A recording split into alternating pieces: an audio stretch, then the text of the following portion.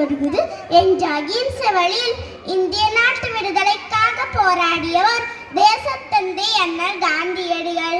இவர் அக்டோபர் 2, 1869 குஜராத் மாநிலத்தில் உள்ள போர்பந்தர் என்னுமிடத்தில் கரம்சந்த் காந்திக்கும் புத்திலிபாய் அம்மையாருக்கும் மகனாக பிறந்தார்.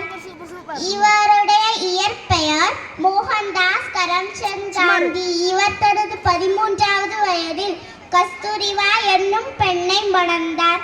இவர் தனது 18வது வயதில் பாரிஸ்டர் பட்டம் பயில இங்கிலாந்து சென்றார்.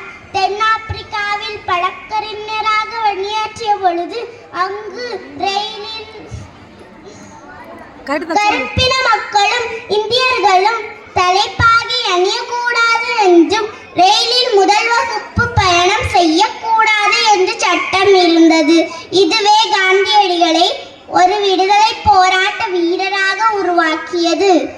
இந்தியாவில் வெள்ளையனே வெளியேறு இயக்கம், உப்பு சத்தியாகிரகம், ஒத்துழையாமை இயக்கம் போன்ற பல இயக்கத்தை காந்தியடிகள் தலைமையேற்றி நடத்தினார்.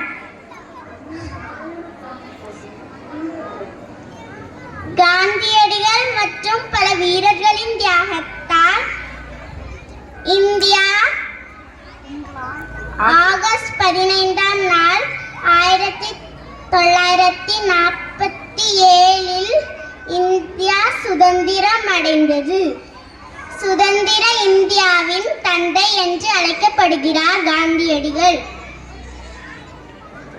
காந்தியடிகள் ஜனவரி 30ஆம் நாள் 1948 நாதுராம் கோட்சே என்பவரால் சுட்டுக் கொல்லப்பட்டார். ஒவ்வொரு ஆண்டும் ஜனவரி 30ஆம் நாள் தியாகிகள் தினமாக கொண்டாடப்படுகிறது.